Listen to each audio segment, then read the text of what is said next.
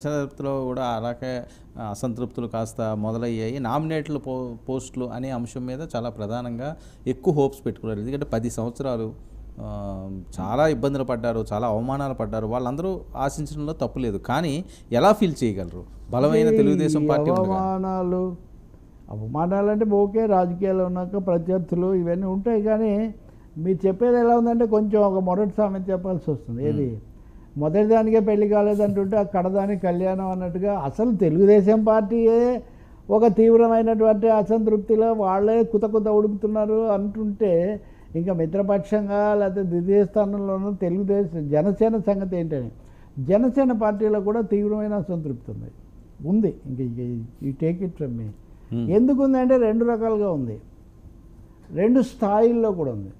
రెండు స్థాయిల్లో అంటే ఒకటేమో మీరు కూడా నిన్న రాత్రి చర్చ పెట్టినట్టుగా ఉన్నారు. స్థానిక స్థాయిలో కార్యకర్తలు ఎవరి ప్రాధాన్యత, ఎవడు ఫ్లెక్సీ కట్టాడు, ఎవడి బొమ్మ పెట్టాడు, లేకపోతే వాళ్ళు వస్తే ఎవరు ముందు నిలబడ్డారు, ఫోటోకి ఎవరు, ఇది ఒకటి. ఆ విషయంలో ఓకే అండి, ఎవరి అస్తిత్వం ఎవరి ఎగ్జిస్టెన్స్ కోసం వాళ్ళు ఫైట్ చేస్తుంటారు. ఇది జరుగుతూనే ఉంటుంది, జరగాల్సిందే అని ఇద్దరు ఒప్పుకుంటారు. అది జరగకపోతే ఇంకా పార్టీ ఏముంది, తెలుగుదేశానికి దాసోహం అని మేము వదిలిపెట్టలేము, జనసేన వాళ్ళు కూడా వదిలిపెట్టలేదు, ఇది ఓకే. కానీ పదవులు 6-3-1 ఫార్ములా అన్నారు. ఇప్పుడు 6 ఫార్ములాలోనే 27,000 వాళ్ళకే మునిగిపోతుంటే మందాగా ఎక్కడికి వస్తుంది? చాలా కీలకమైన ఒక వ్యక్తి. తరచూ మనకు ఈ ముఖ్యమైన నాయకులతో, 2-3 నాయకులతో కనబడే ఒక వ్యక్తి కూడా ఇలాంటి ఒక తీవ్రమైన అసంతృప్తి అంటే ఏం జరగడం లేదు. Things are not moving. కదలిక లేదు, కలయిక లేదు. అది ఇక్కడ ప్రశ్న. జనసేనలో ఇంకోటేమో కింద నుంచి పవన్ కళ్యాణ్ బేస్ అది ఇంకా కొంచెం డిఫరెంట్ కదా. తెలుగుదేశం అంటే 40 ఏళ్ళ నుంచి ఉంది, పాలక పార్టీ, బలమైన వర్గాలు, కార్పొరేట్ లాబీలు అన్నీ ఉన్నాయి. జనసేన ఏమో బేసిక్గా పవన్ కళ్యాణ్ ఆయన పట్ల ఉన్న అభిమానము, రెండోది సామాజిక పునాది, రెండింటి మీద కట్టిన ఒక భవనం అది. సో వాళ్ళు చాలా అసంతృప్తికి గురవుతున్నారు. ఇప్పుడే మనం కనుక సెటిల్ చేసుకోకపోతే ఇంకా ముందు మరింత పలచన చేసేస్తారు. కాబట్టి తొందరగా జరగాలి. కీలకమైన స్థానాలు లేకపోతే కీలకమైన బాధ్యతలు మన దగ్గర వస్తాయా లేదా, ఇది ఒక పెద్ద చాలా అసంతృప్తి. ఈ అసంతృప్తి ఎవరి దగ్గర ఎక్స్ప్రెస్ చేయాలని తెలుగుదేశం పార్టీలో అన్న కనీసం పైనుంచి కింది వరకు ఒక స్ట్రక్చర్ ఉంది. ప్రతిదీ పేపర్లో తెప్పించడం, ప్రతిదీ కంప్యూటరైజ్ చేయడం, ప్రతిదానికి ఒక ఇవన్నీ ఉంటాయి. మీడియా కూడా చెప్తూ ఉంటారు. జనసేనకు వచ్చేసరికి అక్కడ ఏకో నారాయణ, జనసేన జనార్దనుడు ఒకడే కదా.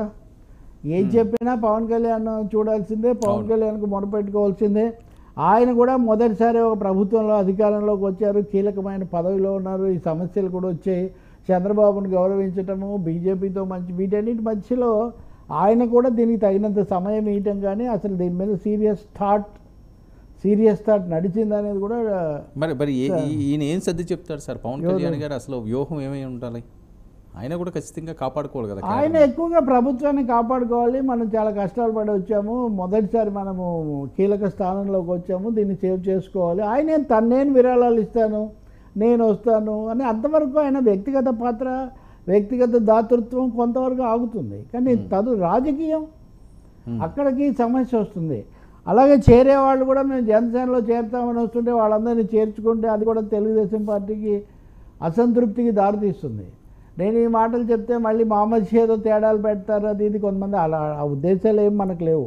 We are only reporting or we're only dealing with certain things. ఇవి చాలా బలంగా వినిపిస్తున్నవి. నేను మీకు మైల్డ్గానే మాత్రమే చెప్తూ ఉన్నాను. ఎలా సెటిల్ చేస్తారు అన్నది ఒక పెద్ద ప్రశ్నగానే ఉంది పవన్ కళ్యాణ్ ముందు కూడా.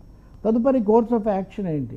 ఇంకొక సమస్య కూడా ఉంది. నిన్న మనం విశాఖపట్నం ఇష్యూ చర్చించినట్టు బీజేపీ స్పందించట్లేదు.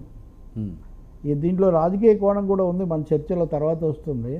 ఆంధ్రప్రదేశ్కి సంబంధించిన ఫైనాన్షియల్ డిమాండ్స్, ఇంకోటి ఇట్లాంటి వాటి అన్నింటిలో కూడా వేగంగా వాళ్ళు స్పందించి మేమున్నాము, చేయితూ ఇస్తామన్నది లేదు. ఇస్తారని వీళ్ళు చెప్తూ రావటమే. కానీ ఈ పని చంద్రబాబు 2014-19 మధ్యలో కూడా చేశారు, తీరా ఏం చేయలేదని బయటకు వచ్చారు. కాబట్టి ఇప్పుడు పవన్ కళ్యాణ్ కూడా ఇక్కడ ఒక లింక్ కదా ఎన్డీఏలో. మొన్న చూడండి, పురంధేశ్వరితో సహా అందరూ అభినందనలు చెప్తూ ప్రకటనలు చేశారు, రాష్ట్రానికి బాగా సాయం. తర్వాత మేమేమి ఇంకా నిర్ణయానికే రాలేదు. నిన్న మంత్రి శివరాజ్ సింగ్ చౌహాన్ నిన్న ఇచ్చాడు మెమోరాండం 2 రాష్ట్రాల్లో తరఫున. అందుకని పవన్ కళ్యాణ్ కూడా ఆయన వీలైనంత వరకు పవన్ కేంద్రాన్ని ఏం అనకూడదు, గత ప్రభుత్వం అనే వరకు ఆయన ఆగుతున్నాడు. సో మమ్మల్ని ఏమో కింద కొడుతున్నారు, మాకు కుదరట్లేదు, మాకు యంత్రాంగం లేదు, మేమేం చేయమంటారు. ఇది ఒక పెద్ద సమస్యగా ఉంది. వీటన్నిటి మధ్యలో ఎక్కడ ఒక మీటింగ్ పాయింట్ ఏంటి అనేది తెలియని పరిస్థితి. ఇంకా అంబాలో కుంభం అని వీళ్ళిద్దరు ఇలా ఉంటే మళ్ళీ ఆయన బీజేపీ వాళ్ళు ఎంతసేపు వాళ్ళిద్దరికే ఫోకస్ వస్తుంది, మనం అవ్వట్లేదు అని. అందులో పురంధేశ్వర్ ఏమో తెలుగుదేశం కొంత సన్నిహితం అని ఇదివరకు పేరు తెచ్చుకున్నారు. ఇప్పుడు ఆమె ఎంపీ అయ్యారు కదా, తొందరగా ఆమె అధ్యక్ష పదవి నుంచి తీసేసి కొత్త అధ్యక్షుడిని పెట్టాలి, అధ్యక్షురాలను. సో బీజేపీ ఇప్పుడు ఒక అధ్యక్ష పదవి అన్వేషణలో ఉంది. అధ్యక్షుడిగా అన్వేషించి పెట్టాలంటే మళ్ళీ ఏ సామాజిక తరగతి నుంచి పెట్టాలి, ఏ ప్రాంతం నుంచి పెట్టాలి, చీఫ్ మినిస్టర్ ఫేస్ పెట్టాలా. ఇప్పుడు ఇద్దరు ఒక చీఫ్ ఒక డిప్యూటీ ఉండగా మళ్ళీ ఇంకో చీఫ్ మినిస్టర్ ఫేస్ అని బీజేపీని ఫోకస్ చేసుకుంటే ఏమవుతుంది? ఇలాంటి ప్రశ్నలు కూడా బీజేపీ ముందు కూడా ఉన్నాయి. సో దిస్ ఈజ్ కూటమికి సంబంధించిన ఒక పరిస్థితి. ఓకే సార్, ఏంటి జగన్మోహన్ రెడ్డి గారు ఇదిగో అరెస్టు అదిగో అరెస్టు ఇన్ని